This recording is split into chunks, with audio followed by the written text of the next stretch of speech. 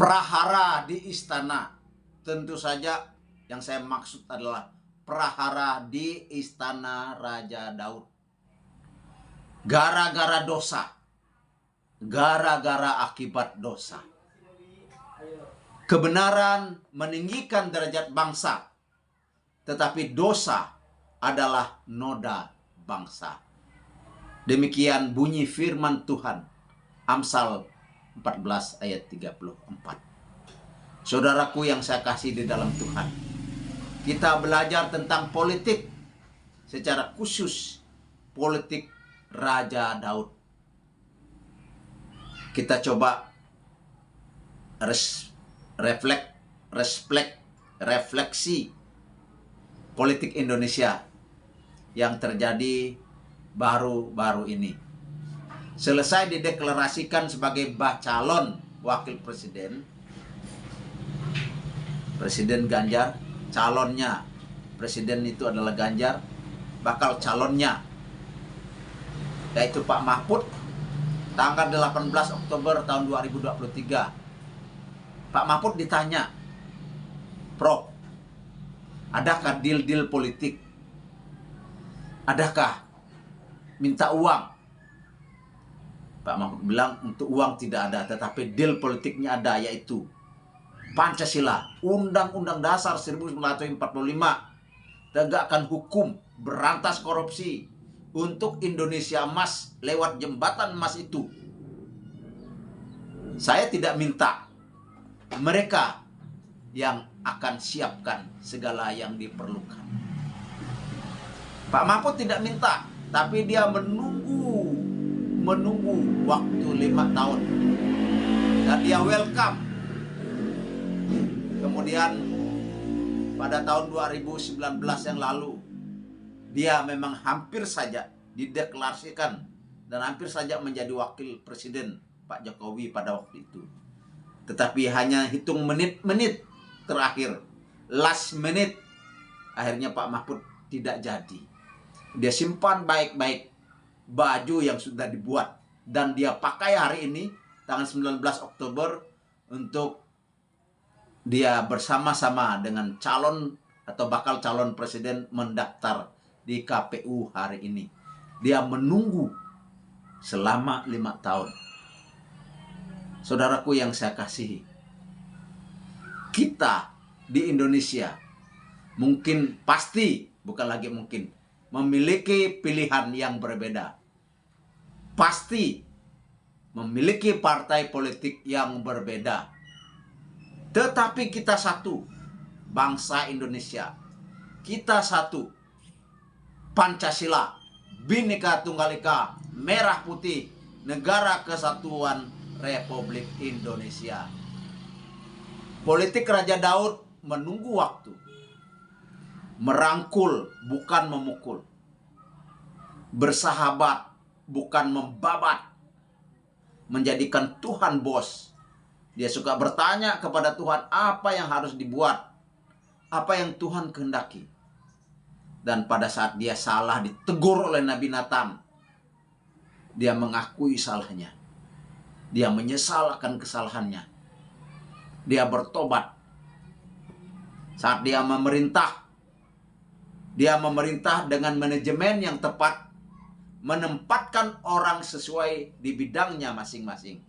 The right man on the right place. Saudaraku yang saya kasih di dalam Tuhan.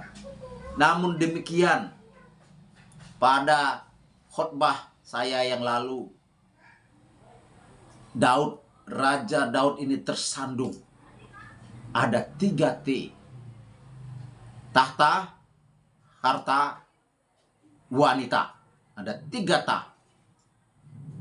Sehingga dosa-dosa Daud diungkapkan di dalam 2 Samuel pasal 11 ayat 1 sampai ayat 27.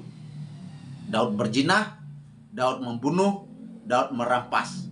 Dosa ini memang diampuni oleh Tuhan. Tetapi akibatnya dahsyat. Dahsyat sekali. Apa yang sudah ditabur oleh Daud itu yang dituai. Menabur angin, menuai badai. teroris menyerang Israel, menuai bombardir dari Israel. Apa yang ditabur orang, itu yang dituainya. Sebenarnya 3 ta itu tidak salah. Pertama, tahta, kedudukan itu netral, jabatan itu netral. Kalau digunakan dengan baik, digunakan dengan benar, akan berguna, bermanfaat bagi banyak orang. Tetapi kalau salah guna, itu akan menyengsarakan banyak orang. Harta tidak jahat. Kita perlu harta. Kita cari harta. Kita dapatkan harta. Kita gunakan harta untuk kesejahteraan kita, keluarga kita, masyarakat kita. Bukan untuk nyogok, nyuap orang. Apalagi membayar orang, membunuh orang lain. Wanita yang cantik, baik sekali. Saya sendiri memiliki istri yang cantik dan anak saya yang cantik. Cantik itu adalah karunia Tuhan. Tetapi kita cukup dengan yang Tuhan sudah karuniakan kepada kita, yaitu istri sendiri. Jangan senior, senang istri orang. Jangan sadis, senang anak gadis orang. Jangan saper, senang anak perawan. Saudaraku yang saya kasih di dalam Tuhan. Kembali kita lihat politik. Sebagaimana politik adalah bertujuan untuk mendapatkan kekuasaan, memerintah secara sah lewat pemilu, lewat pesta rakyat, pesta demokrasi 5 tahun 1 kali. Mari kita sikapi dengan sambut dengan kegembiraan, dengan sukacita. Walaupun kita beda pilihan, kita beda partai, tapi kita Bhinneka Tunggal Ika, kita satu. Mari bersama wujudkan Indonesia maju dan bermartabat. Pada bagian ini kita akan mengupas akibat dosa-dosa Daud. Kebenaran meninggikan derajat bangsa, tetapi dosa adalah noda bangsa. Akibat-akibat dosa Daud dapat kita lihat. Pertama, antara abang dan adik mereka melakukan kemesuman. Amnon memperkosa Tamar, adik Absalom. Setelah diperkosanya, Amnon membuang Tamar begitu saja. Habis manis sepah dibuang. Absalom dendam karena adiknya diperlakukan dengan tidak manusiawi. Adiknya dibuang begitu saja oleh saudara tiriknya, yaitu Amnon. Absalom merencanakan pembunuhan dengan diam-diam. Dia membuat perencanaan itu. Dan saudara-saudara, nanti kita lihat selanjutnya. Kemudian Absalom membangun politik pencitraan. Dia menarik banyak orang supaya orang-orang mendukung dia. Dan akhirnya setelah mendapat dukungan, Absalom berkomplot dan memberontak melawan bapaknya. Memberontak melawan Raja Daud. Mari kita lihat satu persatu akibat dosa Daud. Yang pertama, Amnon memperkosa Tamar, adik Absalom. Atau dengan kata lain, Amnon memperkosa saudara atau saudari iparnya. Setelah dia memperkosanya, dibuangnya begitu saja. Siapakah Amnon? Saudaraku, anak Daud dari Ahinoam. Kita dapat melihat nanti dalam bacaan kita tadi. Tamar adalah adik Absalom, anak Daud juga. 2 Samuel pasal 13 ayat 1 sampai ayat 22. Kita baca ayat 1 sampai ayat 17 saja. 2 Samuel pasal 13 ayat 1. Sesudah itu terjadilah yang berikut. Absalom bin Daud mempunyai seorang adik perempuan yang cantik, namanya Tamar. dan Amnon bin Daud jatuh cinta kepadanya. Hati Amnon sangat tergoda, sehingga ia jatuh sakit karena Tamar, saudaranya itu. Sebab anak perempuan itu masih perawan, dan menurut anggapan Amnon, mustahil untuk melakukan sesuatu terhadap dia. Amnon mempunyai seorang sahabat bernama Yonadab, anak Semia, kakak Daud. Yonadab itu seorang yang sangat cerdik. Katanya kepada Amnon, "Hai anak raja, mengapa engkau demikian merana setiap pagi? Tidakkah lebih baik engkau memberitahukannya kepadaku?" Kata Amnon kepadanya, "Aku cinta kepada Tamar, adik perempuan Absalom saudaraku itu." Lalu berkatalah Yonadab kepadanya, "Berbaringlah di tempat tidurmu dan berbuatlah pura-pura sakit. Apabila ayahmu datang menengok engkau, maka haruslah engkau berkata kepadanya, 'Izinkanlah adikku Tamar datang memberi makan.' Apabila ia menyediakan makanan di depan mataku, sehingga aku dapat melihatnya, maka aku akan memakannya dari tangannya." Sesudah itu berbaringlah Amnon dan berbuat pura-pura sakit. Ketika raja datang menengok dia, berkatalah Amnon kepada raja, "Izinkanlah adikku Tamar datang membuat barang 2 kue di depan mataku supaya aku memakannya dari tangannya." Lalu Daud menyuruh orang kepada Tamar ke rumahnya dengan pesan, "Pergilah ke rumah Amnon, kakakmu, dan sediakanlah makanan baginya." Maka Tamar pergi ke rumah Amnon kakaknya yang sedang berbaring-baring. Lalu anak perempuan itu mengambil adonan, meremas-remas dan membuat kue di depan matanya. Kemudian dibakarnya kue itu. Sesudah itu gadis itu mengambil kuali dan mengeluarkan isinya di depan Amnon.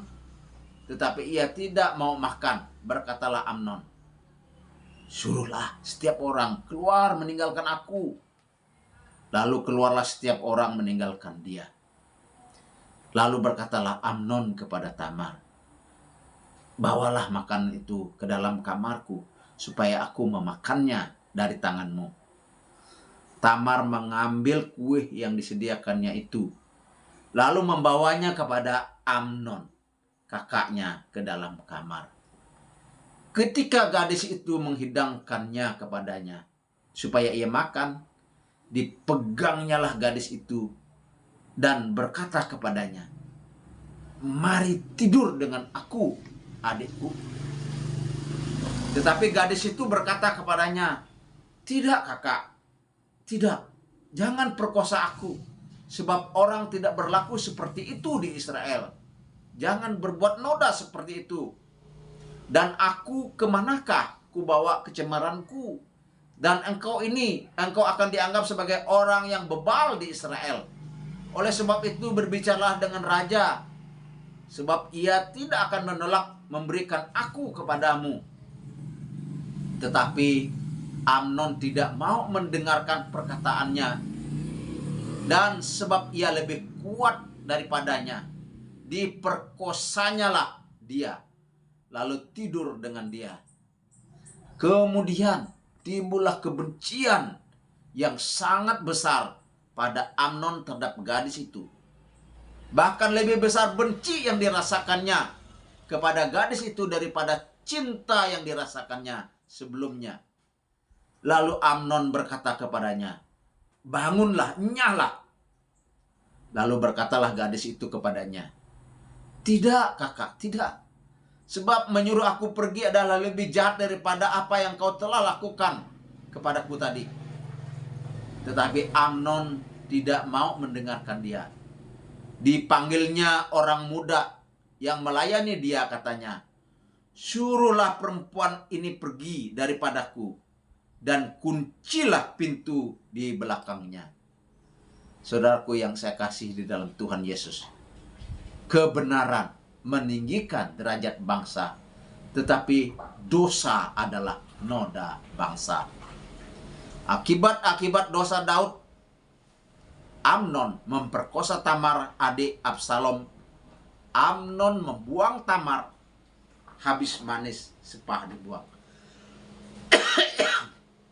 Absalom dendam dan membuat pembunuhan berencana. Dan saudara-saudara, Amnon dibunuh oleh Absalom, kemudian lari ke Gusur. Itu dapat kita lihat ayat selanjutnya di dalam ayat 23 sampai ayat 39 dari pasal yang sama, yaitu 2 Samuel pasal 13. Saudaraku yang saya kasih di dalam Tuhan, pada bagian yang ketiga, Absalom membangun politik pencitraan selama 4 tahun. Dia ambil hati rakyat, dia berdiri di pintu gerbang, dia menyapa orang dengan ramah dan dengan sopan. Orang-orang itu kalau laki dia pegang tangannya, dipeluknya, dan dia berbuat baik. Dia seolah-olah membela rakyat. Kalau rakyat itu berhutang, dikurangi hutangnya.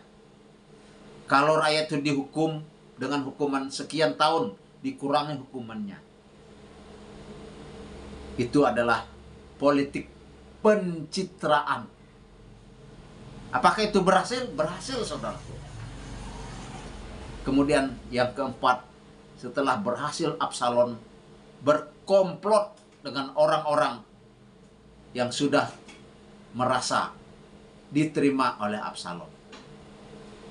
Absalom mencari sekutu dan membuat suatu perayaan. Ada yang tahu, ada yang tidak tahu. Diundangnya lah orang-orang untuk hadir, tapi tidak diberitahukan apa-apa itu kepada Daud, kecuali dia bilang kami mau buat pesta, lalu diizinkan. Apakah komplotan, pemberontakan Absalom terhadap bapaknya berhasil? Nantikanlah episode berikutnya. Perang saudara, prahara di istana, itu adalah judulnya.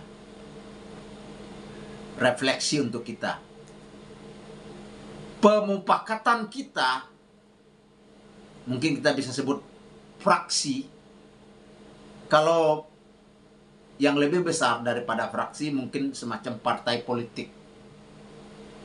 Pemufakatan yang baik, pemufakatan yang benar, pemufakatan yang bermanfaat, pemufakatan yang memajukan, pemufakatan yang mensejahterakan bagi negara kesatuan Republik Indonesia itu baik. Tetapi jika ada pemufakatan yang jahat, yang tidak bermanfaat, yang melemahkan negara kesatuan Republik Indonesia, jangan diikuti. Partai politik untuk Indonesia maju, untuk Indonesia sejahtera, berkeadilan, bermartabat, silakan pilih partai politik yang demikian. Calon presiden, calon wakil presiden, pemimpin yang menegakkan Pancasila, Undang-Undang Dasar 1945, melaksanakan hukum, menegakkan hukum untuk Indonesia maju, sejahtera, berkeadilan, bermartabat. Silakan pilih pemimpin seperti itu. Calon presiden, wakil presiden, pemimpin yang ingin menggantikan ideologi seandainya atau ingin melemahkan negara kesatuan Republik Indonesia, jangan dipilih. Saudaraku yang saya kasihi di dalam Tuhan, kita kembali kepada sistem pemerintahan. Ada teokrasi, ada monarki, dan ada demokrasi. Teokrasi baik, monarki baik, tetapi demokrasi jauh lebih baik. Pemerintahan demokrasi jauh lebih baik.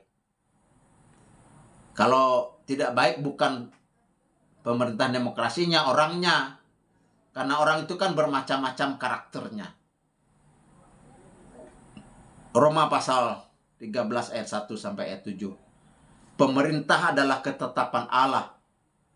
Baik itu lewat teokrasi, lewat monarki, lewat demokrasi. Kalau lewat demokrasi adalah dipilih rakyat dengan suara terbanyak lewat pemilu. Pemerintahan demokrasi itu ada pembagian kekuasaan, ada lembaga eksekutif, legislatif, dan yudikatif. Diatur dalam Undang-Undang Dasar 1945 pasal 4 sampai pasal 16 itu khusus untuk presiden dan wakil presiden. Karena pemerintah ditetapkan Allah, mari kita hormat, mari kita taat kepada pemerintah yang ada. Mari kita taat kepada undang-undang yang ada. Mari kita taat kepada Undang-Undang Dasar 1945. Mari kita pertahankan ideologi negara. Pertahankan negara kesatuan Republik Indonesia. Pertahankan merah putih. Satu nusa, satu bangsa, satu bahasa. Bhinneka Tunggal Ika. Terima kasih sudah menonton. Semoga mencerahkan dan menjadi berkat. Jika baik dan jadi berkat, silahkan like, komen, dan share. Namun tidak boleh menjadikan konten ini sebagai konten pribadi saudara. Bersama Yesus ada masa depan. Bersama Yesus masa depan cemerlang. Pasti, pasti, pasti. Salam hormat dari Pendeta Najarudin. Jika saudara-saudara berkenan berdonasi, silakan saudara menabur dengan uang saudara di rekening atas nama Najarudin, Bank BRI, Bank Rakyat Indonesia, dengan nomor rekening 0567 0100 5100 506. Atas nama Najarudin, Bank Rakyat Indonesia, 0567 0100 5100 506. Terima kasih.